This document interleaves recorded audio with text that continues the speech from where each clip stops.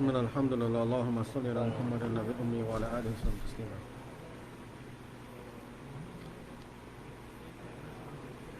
taslima.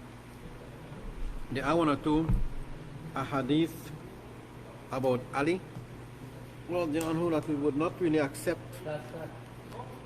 because these ahadith would be considered as weak,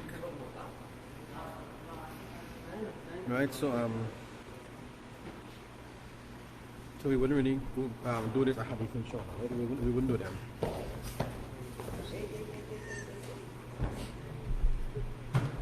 So the Khilaf of Ali. And Ali says, Kila ya Rasulullah, ma yu'ammalu ba'daka. Ali reported, somebody asked, O Messenger of Allah, who would take leadership after you?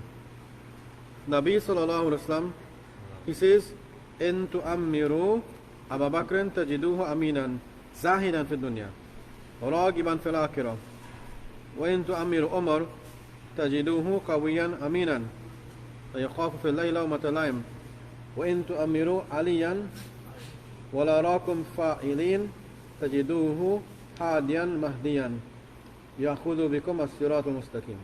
So this is Imam Ahmad bringing this narration. He says Ali himself reported, somebody said, O Messenger of Allah, who's going to take the leadership after you? What they asked not? What they asked was the question? Who is going to take the leadership after you? After the Rasul Sallallahu Alaihi Wasallam, right? Yes. So Nabi Sallallahu Alaihi Wasallam said to the Sahaba, if you people would make Abu Bakr the leader, you would find him aminan, trustworthy, zahidan fi dunya, very austere in the dunya, meaning he would not entertain himself with luxuries of this dunya, and he would be ragiban fil akhirah, he would be very active in preparing for the akhirah. When to Amir Umar, and if you people appoint Umar as your Amir, tajiduhu qawiyan aminan, you will find him very strong and trustworthy. La yaqafu fillahi lawmata laim, you would not find Umar fearing the comment of the critics. For the sake of Allah, if he has to do something for the sake of Allah, he would not fear the comment of the critics. That's Umar bin Khattab.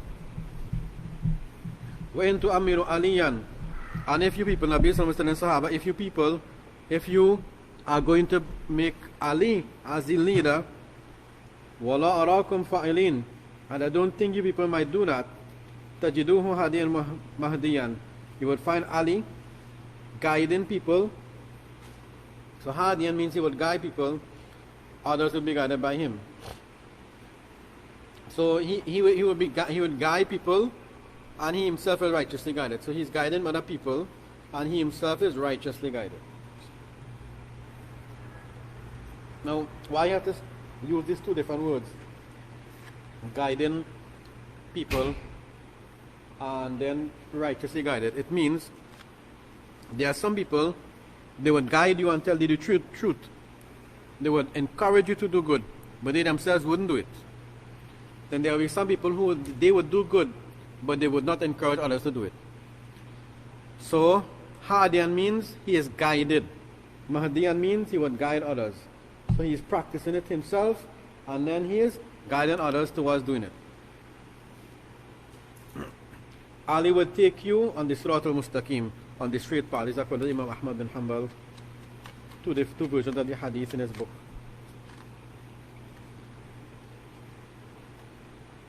Ali also says, Rasul Sallallahu Alaihi Wasallam says,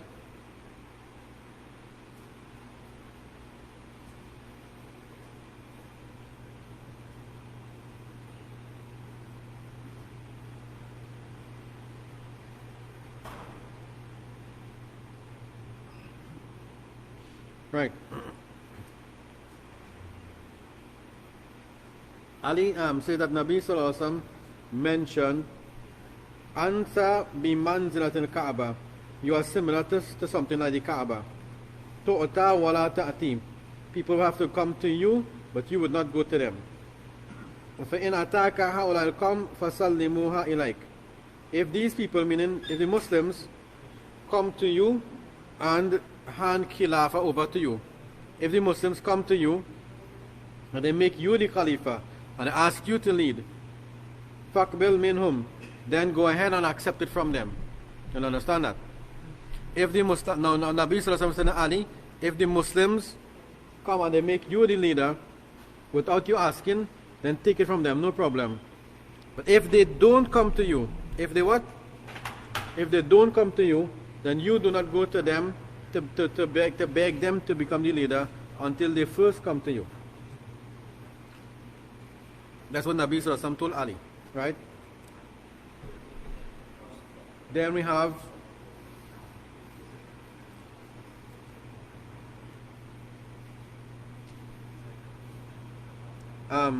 Ali again says,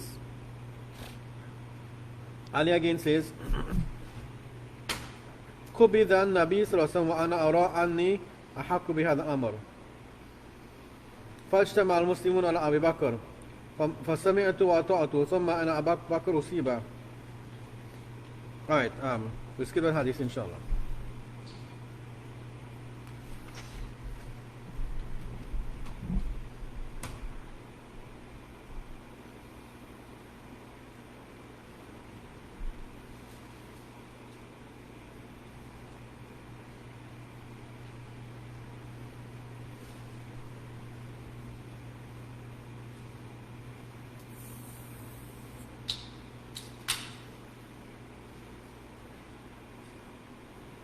How Ali was killed, right? We're going to speak about how Ali was killed.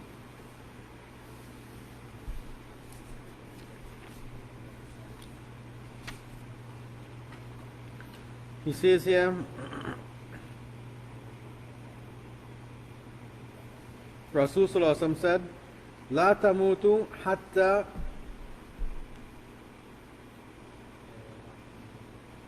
حتى تضربوا ضربة على هذه فَتَقْضَبُ هَذِي وَعَوْمَعَ إِلَى لِحْيَتِي وَهَمَتِي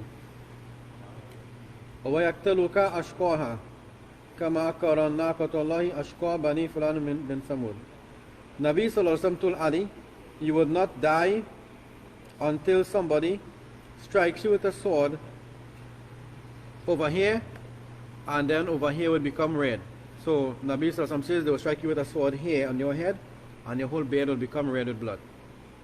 And Nabi Sallallahu Alaihi Wasallam says the most unfortunate person, the most unfortunate person would kill you. Just as the person who was the most unfortunate killed the camel that Allah subhanahu wa ta'ala speaks about in Surah Al-Shams. Right? So that camel was a miracle for the people of Samud, because the people of Samud, they were able to do what? To carve anything out of rocks. You'll understand that. But they could not give life to rocks. So the people of Samud asked, if your Allah could make this rock split open, a camel must come out, and the camel must be pregnant, and the camel must give birth in front of us. We will believe in your Allah. So the Nabi goes, he makes salat, makes dua. He tells them, if Allah gives it to you, that sign that you ask for, and you don't believe, then Allah will destroy you, because this is the sunnah of Allah.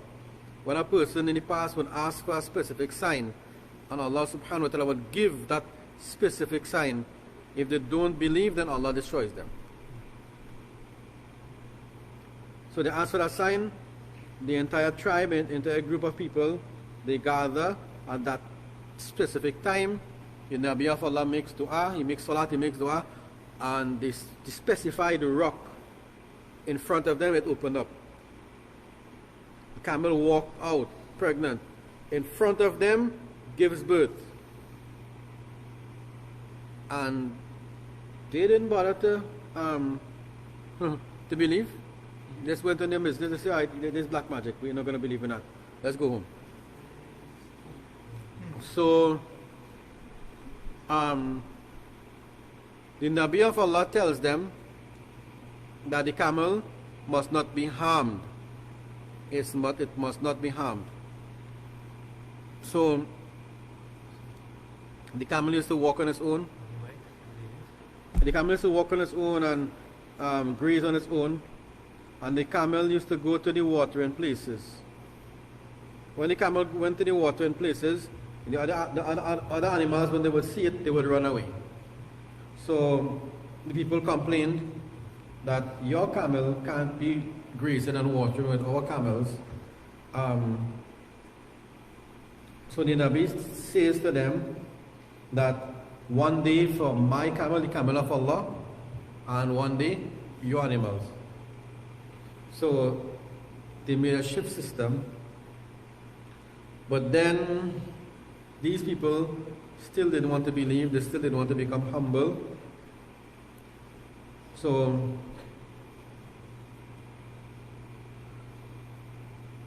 the Ashqal Qawm, the worst of the people, the worst of the tribe, he gave a challenge that whoever would go and kill that camel, he would get such and such booty and war. And as a woman also said, whoever kills the camel, you can marry my daughter or daughters. Right? So the camel was ambushed coming back from the watering hole. Its leg was cut. It was first shot with an arrow. Then its leg was cut and it was stabbed and killed. And the young of the camel ran up to the mountain and on the cliff. It made three screams, and they even found that one and they killed it too. So the 3 screams mean that 3 days these people would have to live. So they didn't really care. So they started partying, big party and celebration that they killed the camel and the Nabi of Allah can't do us anything. So they killed them and then the Nabi can't do anything. After the first day, on the next morning, everybody who took part in the killing of the camel and who disbelieved, their faces turned yellow. After the second day, their faces turned red. After the third day, their faces turned black, and then Allah subhanahu wa ta'ala destroyed them with the different events that came afterwards to destroy them. So Nabi sallallahu alaihi wasallam said in a hadith that the person in the fire of hell who would have the worst punishment, the top of the worst of the worst, nobody's going to have a worse punishment than that person, is, like one hadith mentions, somebody who killed a Nabi, or somebody who was killed by a Nabi. And also another hadith mentioned the person who killed the camel of Samud. The person who killed that camel, he will be enjoying the worst punishment in the fire of hell.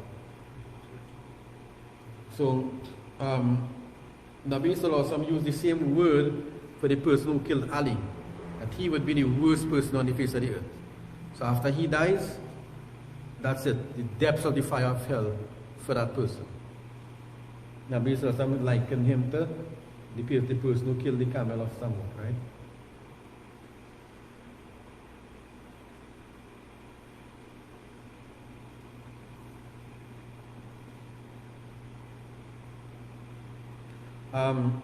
Ali bin Abi Talib says, Atani Abdullah bin Salam. Abdullah bin Salam came to me, and I had already sat on my animals, and my foot was in the stirrups. Now, Ali bin Abi Talib was about to leave to go to Iraq, right? So Abdullah bin Salam says, La taqdim Iraq, La tuqaddim, La taqdim Iraq. Do not go to Iraq, because I fear that the swords, the sharpness of the swords will hit you there. People would turn their back on you. Ali said, وَأَيْمُ اللَّهِ لقد أخبرني به رسول الله صلى الله عليه وسلم فقال أبو الأسود فما رأيت كاليوم قط محارب يخبر بذا عن نفسه. So Ali says, I swear by Allah, my Nabi sallallahu alaihi wasallam did tell me that. Abdul Aswad said, I have not seen anything like today. A person who is going to be ambushed,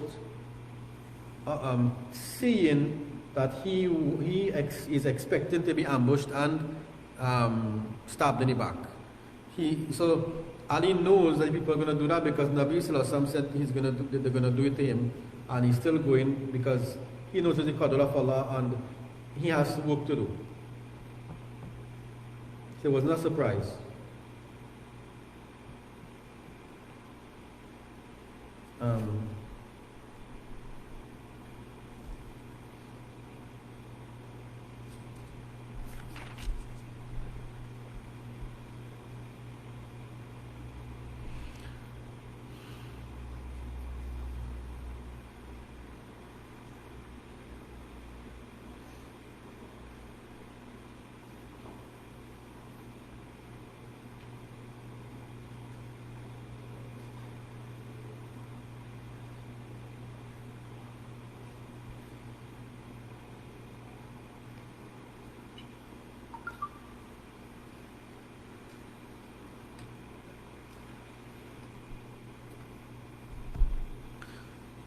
Nabi sallallahu alaihi wasallam once said to Ali, Man ashkal awwalin, who was the worst person of the early part of mankind, or the early generations of man?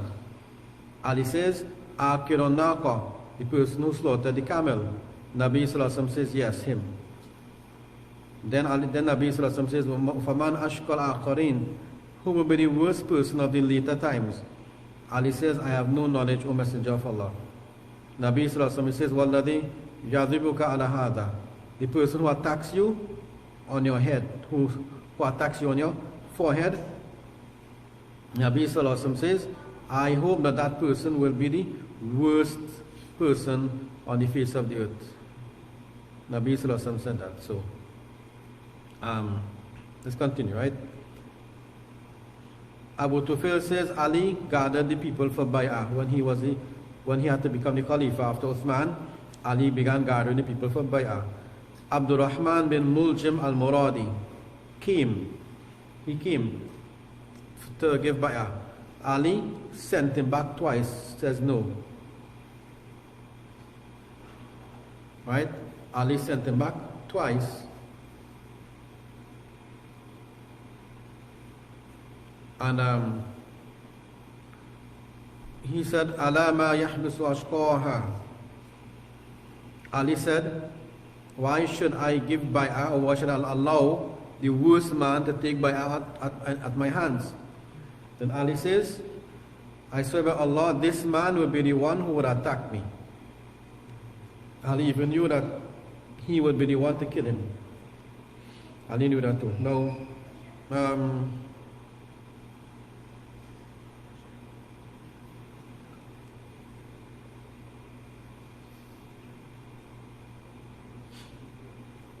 and I have to explain to you all why Ali was killed, right?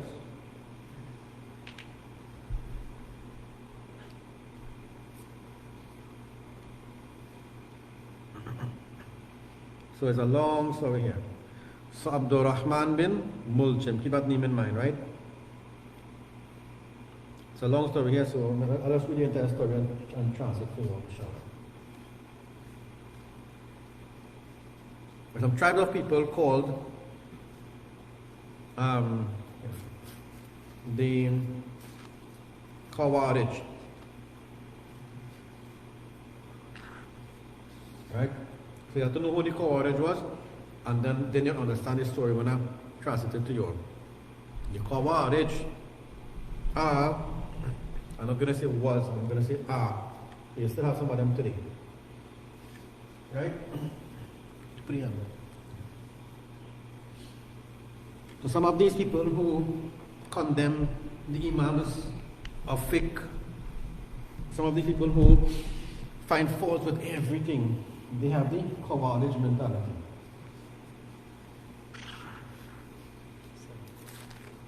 right? So, if they find somebody not praying salat like them, they're not going to pray salat behind you. Okay, we understand making dua after salat is not from the sunnah. If somebody is doing that, so they call him like a bid'ati, so they can't pray salat behind him. You know, like Zaf want to sing a qasida, so that's a bid'ah. So we can't pray salat behind Zaf. We can't even make salam with Zaf. You understand? So sometimes you're a bit fanatic in wearing a topi. So they say, nah, can't pray salat behind him too. Can't even make salam with him. So, right, so eventually these people condemn everybody. So these condemn Sahaba too. Imagine these Khawarij people started to condemn Sahaba. Who are they? You know, and they living at the time of Sahaba, they said they became Muslim, and then they started to find faults with Sahaba. So Khawarij are such people who consider a Muslim who does a major sin as a kafir. So if you commit like major sins, then they consider that, hey, well, you leave Islam, you're no longer a Muslim. And they want to kill you for that, right? Those are the Khawarij. So they have these extreme views. So the Khawarij, they didn't want to give bay'at to Ali or Muawiyah or Amr ibn al-As, you know, the three strongest leaders of the Muslim world. They said, you know, these people causing problem in the Muslim world, and they're making, and they made excuses, and the Khawarij made plans and plots to assassinate all of them. And that's what they would do. They would do that today. That's what they would do today, you know. So there's a certain title given to them today, or they give themselves a different title today, but we wouldn't really go into that, right? A rose by any other name is still a rose, right? Yeah. Huh? Yeah, but they don't have no logic, just like the people of today. Same kind. They have no logic now. Same kind. So yeah, committing murder is a major sin, but they think it's not murder. They think that because the Sahaba, they are condemning the Sahaba for leaving Islam. So in that way now they justify killing them. You understand that?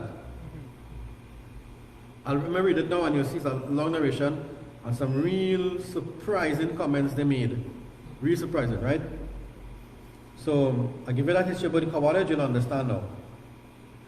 Muhammad bin Sa'ad says, in Tadaba Salatatu Nafrim min Khawarij.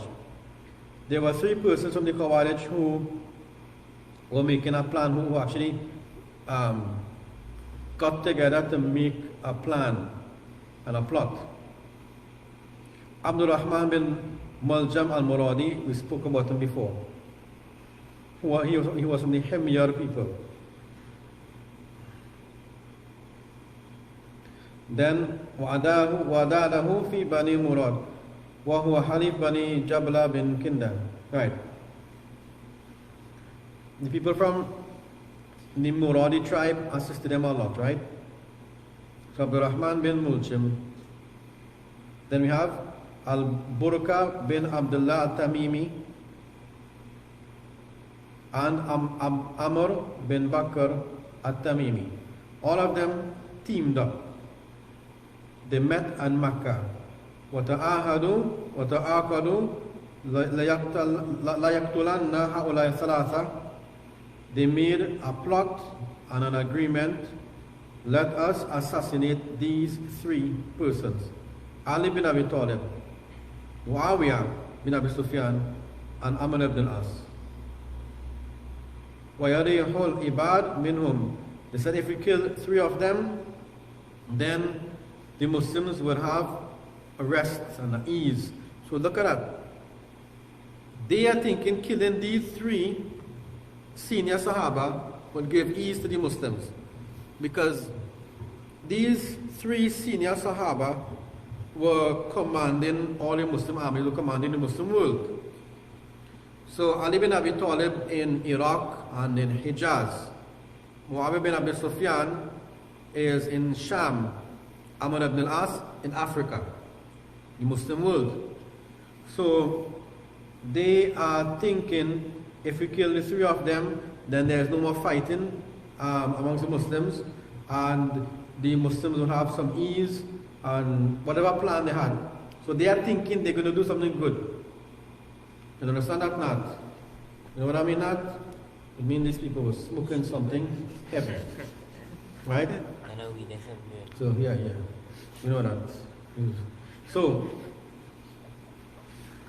So they are thinking killing 3 senior Sahaba is going to be bringing about a good. They're not understanding is their amal, and people like them are brought the fitna in the Muslim world, not the 3 senior Sahaba. It's a logic you could never understand, right? So Ibn al-Muljim says, Ana lakum bi Ali, I would kill Ali. Burq says, I would attack and kill Muawiyah. Amr bin Bakr says, I would take care of Amr bin As. So they made their plan, they took an oath upon it. وَتَوَاثَقُوا أَلَّا يَنْقُصُ مِنْهُ رَجُلٌ عَنْ صَاحِبِ الَّذِي سُمِيَ لَهُ. Each one of them agreed, none of us would break away from the person who we're going to kill. We're going to follow them, we're going to track them, we're going to stick with them until we kill them. We're going to find them and we're going to make every effort against them, spend like the rest of our life and every bit of wealth we have just to get this mission done. Or we would die trying. So they made up agreement the 17th of Ramadan. 17th night of Ramadan, they're going to attack. All 3 at the same time. So these 3 Khawarij went to the different cities. So from Makkah, they went to the different cities that Ali, Muawiyah, Amr bin As were in. Abdurrahman bin Muljim went to Kufa. He met his Khawarij friends there. And he secretly gave them the plot of secretly gave them the information of what he's plotting. So the Khawarij would visit one another, he would visit them, they would visit him, and they would make their plots, and they would study Ali's movement, and they say, okay, we're going to deal with him now. So one of them, one day, Abdurrahman bin Muljim, one day he visited some of his Khawarij friends in the Banu Taym or Rabab. He saw a woman. He met a woman amongst them. The woman, her name was Qitam bint Shajna bin Ali ibn Amir ibn Auf. Ali had killed her father and her brother in Nahrawan. Right. Nahrawan was a battle, the Muslims against the Persians. If her father and her brother were Persian idol fire worshippers, and Ali kills them, well, mashallah, that's their problem. Right? If Ali killed them, that's their problem. Sure, okay, the family afterwards took Shahada and accepted Islam, and Islam spread through them, but they should have been fighting in the next side of the army, not the wrong army. So they got killed because they deserved to be killed, right? So when he saw this woman, this Persian woman, well, he fell in love with her and he asked her to get married to her. She said, "La tazawajuka hatta tashtafili." I will not get married to you until you firstly cure my problem. First, you must give me ease in my problem, my pain. He said, He said to her, whatever you ask for, I will give it to you. Anything you want, you name it. Your wish is my command. She said, Thalathatu alaf, alright, 3,000 coins, gold coins. There's 3,000 coins, that's the dowry and the killing of Ali bin Abi Talib. That's the dowry I want. I want 3,000 coins and I want Ali's head, I want Ali dead. That's my dowry. So that is some serious dowry for, I don't understand what was worth it, you know. Even part of the dowry is murder. Part of the dowry is murder. Ya ilaha illallah. Sisters, do not take any example from this. Right? I hope them sisters online not taking no notes from this, right? The money part is good, but not the murder part. Right? He said, I swear by Allah, I only came to this city just to kill Ali. And I'm going to give you what you want, the 3,000 and okay, the death of Ali. You're going to get it. So she sweetened up the deal, right?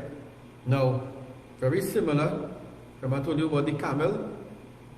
The man of the tribe, he's going to kill the camel and give a certain ransom or bounty for it. And the tanti gave her daughters in marriage to the person who's going to kill the camel. More or less the same thing, right? History repeating itself. You'll understand that.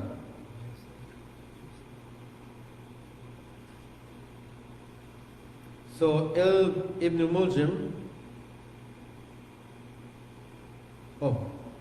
Ibn Muljim met Shabib bin Bajrata al-Ashja'i. He told him what he wanted to do. And he said, I want you to be with me when we're going to make this plan to kill Ali.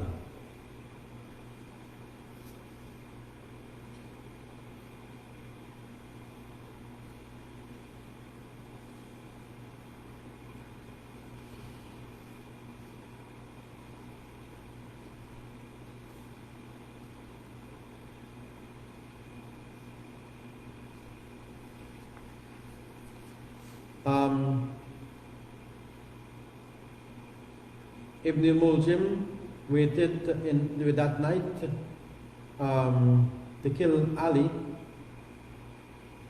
He wanted to kill Ali early morning, so he waited the entire night waiting for Ali.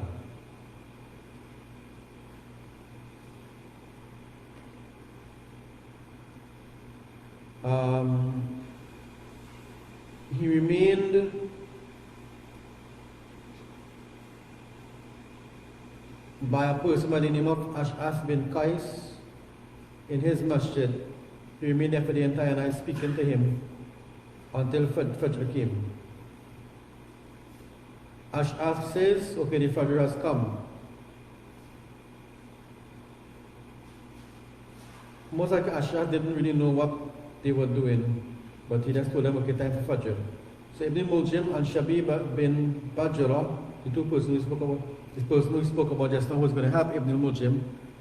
They got up, took their swords, they left to see the place where Ali would usually comes out from to go to the masjid for salat.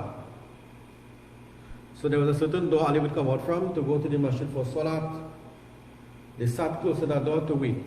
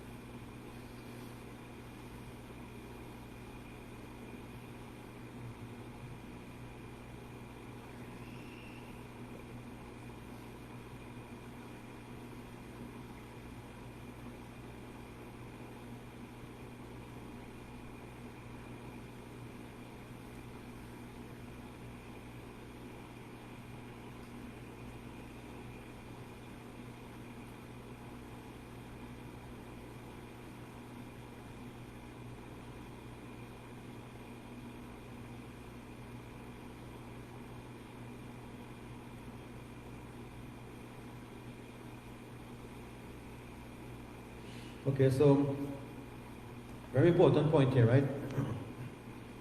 They waited at the door for Ali to come out. Hassan bin Ali says, I went to my father early morning and I sat with him. That's it, before Sahri time. Said, my father said to me, I spent the night last night waking up my family. I spent the night last night keeping my family awake. Then my eyes became heavy and I slept away. I slept away sitting. So Ali says, right, last night I was with my family speaking to them, whatever, and I was trying to keep awake, and then my eyes became heavy and I slept away while I was sitting. So Ali said, I saw the Rasul Sallallahu Alaihi Wasallam in a dream. I said, O Messenger of Allah, all this difficulty and hardship I have met from your ummah. Your ummah, your followers, have given me so much difficulty, so much hardship and difficulty and problems. Nabi Sallallahu Alaihi Wasallam says, Udu Allah alayhim, make dua to Allah against them. So Ali says, in my dream I made dua, O Allah, abdilni bihim khayran minhum. Allah, change these people and let there be better Muslims than these people to come. Wa abdilhum bi sharan lahum minni. And O Allah, give them a worse leader than me to take care of them, because they don't deserve me as a leader. Let somebody else lead them. Ibn Tayyah was a mu'adhin. He entered at that time when Ali was in his dream, or Ali was sleeping. And Ibn Tayyah started to call out, as-salat, as-salat. So Ibn Tayyah would walk in the streets,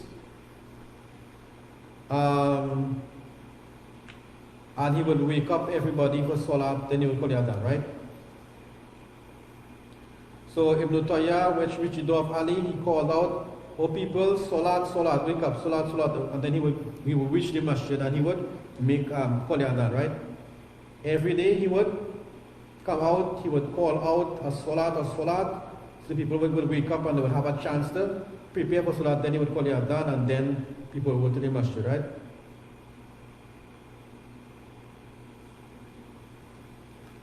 And Ali would walk with him, and Ali would also have wake up people for salat. So when Ali was outside now, two men attacked.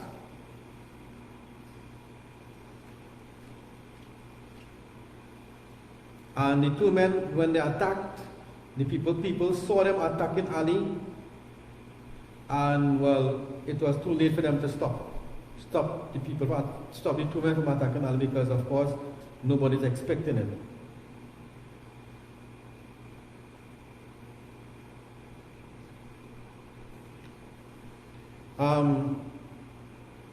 One person says, "Oh Ali, you don't have the authority to judge people, Allah will judge."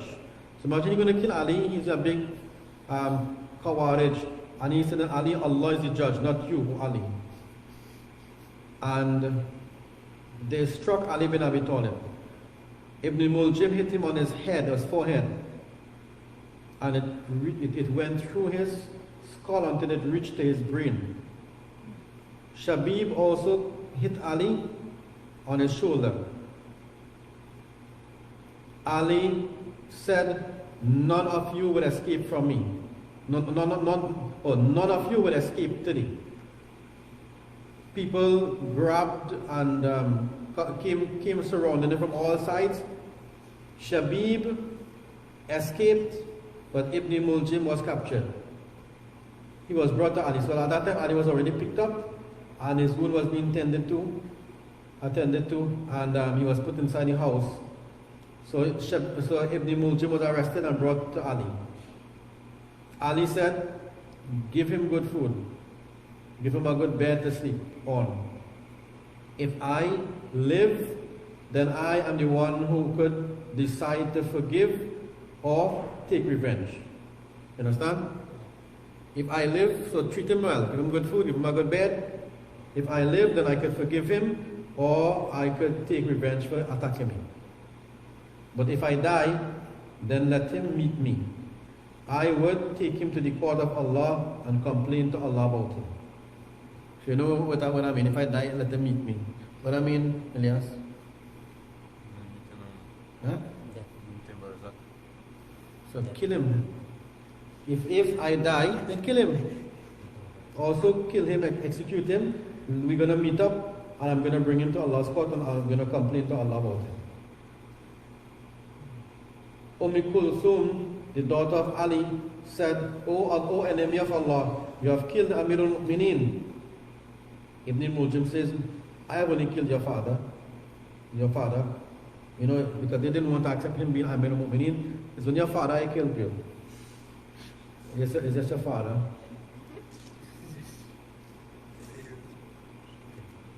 She said, I swear by Allah, I make dua that Allah removes any harm from Amirul Mu'mineen. She continued crying over and over. She continued crying.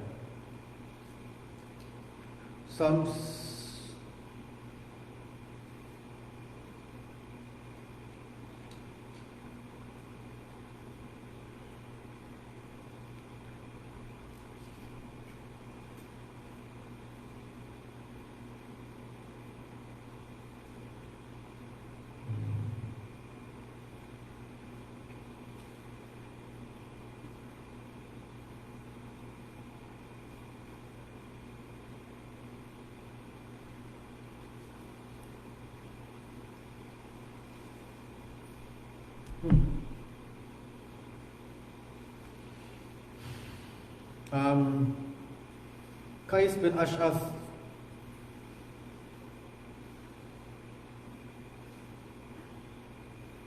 who was the person in the masjid when these people were hiding in. Of course he didn't know what was going on.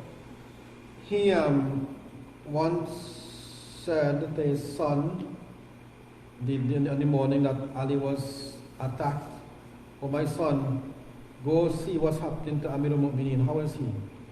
So the son went and the son looked at Ali. The son came back. He said, "I saw his eyes enter in his head, roll up in his head." Ash'ar says that's the injury of the brain, or Rabbul Kaaba. But the Lord of the Kaaba, that's the injury of the brain. Something is not right. It's a serious injury. Ali remained on the day of Jummah on the Saturday, and for the night after Saturday, which is Sunday night, there were 11 days remaining from Ramadan. This was the 40th year after Hijrah. Then he passed away. Hassan and Hussein, Abdullah bin Ja'far, they gave Ali the bath. He was wrapped in 3 pieces of cloth without a kameez. Abdul Rahman bin Muljim was in the jail. When Ali died and was buried, Hassan bin Ali sent to bring Ibn al-Muljim. They took him out of the jail to be executed. People gathered. And they gathered with sticks, they gathered with fire, they gathered with all different things. With sticks and fire and oil and fuel. They said, we want to burn him alive. Right? They wanted to burn him alive. Abdullah bin Ja'far, Hussein bin Ali, Muhammad bin Hanafi, I told you who Muhammad bin Hanafi was. They said, no, don't burn him alive. Leave us, let us deal with him. Let us deal with him to bring ease to our hearts by us dealing with him. Right? Now this is not the normal, this is not the, how we say, the encouraged way of doing qisas, of doing vengeance or killing, right? This is not the encouraged way. But these Sahaba who were there, most likely because of the the grandeur and the greatness of the person that they killed. You know, the problems this man brought to the Muslim Ummah, they kind of went to the extreme. So they went to the extreme. So this is not what the ulama of fiqh would encourage or allow. But we're just reading it because it's history, and Sahaba did it and the Tabi'in did it. But we would not take the fatwa from this, right? We're not going to take a fatwa from this. So this is, I will letting you all know, a fatwa is not given upon this, right? So make that clear. Let's read it because it's in the book, right? Again, I'll just read it because it's in the book. This is not the fatwa, it's not on this, right? Right. People came and gathered with fire, with fuel, with firewood. They said, we're going to burn him alive. Abdullah bin Ja'far, Hussein bin Ali, Muhammad bin Hanafiya said, no, leave him, because it's our father and our uncle. We want to bring peace and ease to our hearts. Let us deal with him. So Abdullah bin Ja'far grabbed him and cut off his hands and feet. That still didn't bother Abdurrahman bin Muljim, his hands and feet gone. Didn't say anything. So they took hot iron and they burnt out his eyes. That didn't make him say anything. He didn't bother.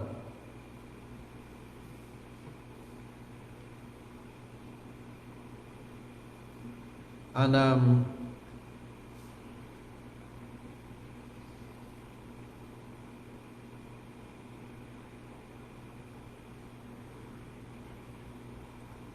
when Abdullah bin Ja'far did that, Abdullah bin Ja'far is the nephew of Ali bin Abi Talib. And Abdurrahman bin Muljim is saying, let's hear what he's saying when he gets eyes burnt out. You burning out my eyes, the eyes of your uncle are going to be burnt out. You know, like he's still with this that Ali was now Muslim, now he said, no, you know, you burn out my eyes.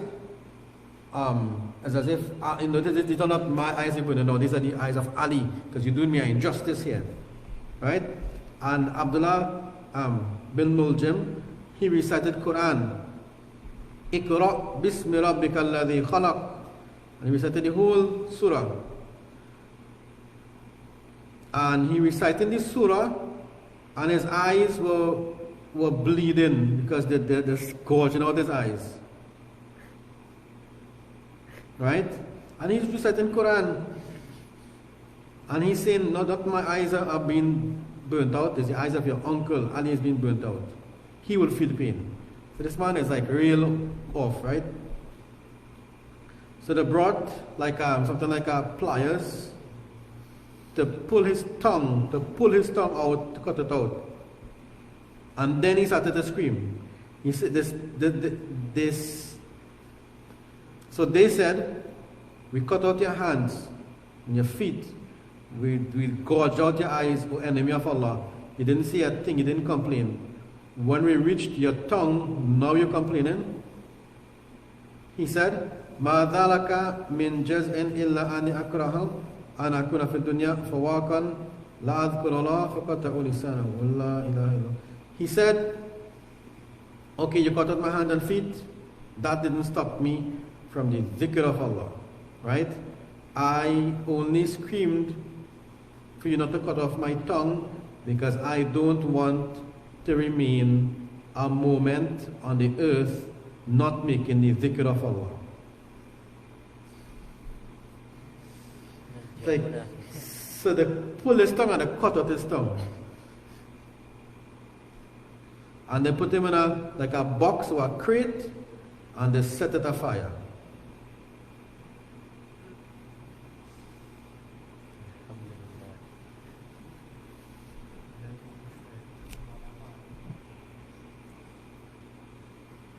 And Ibn Muljim was fleshy, was big, was kind of fattish or thick. And there were a big sajda marks on his forehead. Like, it's hard to swallow that, right? This one is confusing. You have them in the Ummah now. You have them in the Ummah. So much of them in the Ummah. Face big fat sajda marks. Stamp here. They might wear big turbans too, or if they don't think it it's a better, you know. So then they have big beards, because okay, they would definitely have big beards, right? Definitely. Those kind of people. They are Khawarij. You understand that? Huh? What's that? So those are the kind of people that Sahaba had to deal with. Like, you look at them and they read a better Quran than you, their salat is so, subhanallah, but their heart is rotten. Nabi Sallallahu Alaihi Wasallam said that about them. Nabi Sallallahu Alaihi Wasallam said that about these people, you know. That Italian Sahaba, you would look at them and you would think your salat, it has shortcomings compared to their salat. Right? You would think that they would, you know, their Quran would be better than your recitation of Quran. But then their Quran would not even reach past their throats. Meaning it doesn't reach their heart, it's just in the tongue. Right? You understand that? So those are the people who always want to condemn every group here, every group there. Their group becomes small because if somebody like sneezes and covers themselves with the wrong hand, okay, here one, there's a bit of it, get from here. You know? So even in their group too, they start knocking down people. In their group too, now what we're gonna, you know, subhanAllah. We have them all over, we have them to the show up. You know, the whole of the Ummah praying 20 rakats. These fellas come from nowhere with 8 rakats. Huh?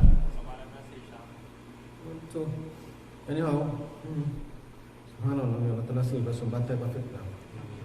so the key to win this kind of fight is not to argue, because these are the people you can't argue with them. How is Ali bin Abi Talib going to argue with this man when this man is making dhikr straight to his death? How is Ali bin Abi Talib going to argue with this man? How Sahaba going to argue with him? They can't argue with him.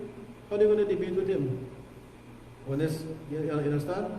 Because you debating with that kind of people, they would say you are a kafir debating with me. You understand? They wouldn't really bother about you. So the best solution is not to debate. Just, alhamdulillah, stick to what you know is haq, and Allah Ta'ala would keep you on a straight path. And of course, these people would usually have followers, but the followers start dwindling after a while, you know. And there's not any nur, any peace in that type of life. Okay, inshallah, we'll stop there, inshallah, right? Assalamu alaikum. Yes, bhai, what do you say?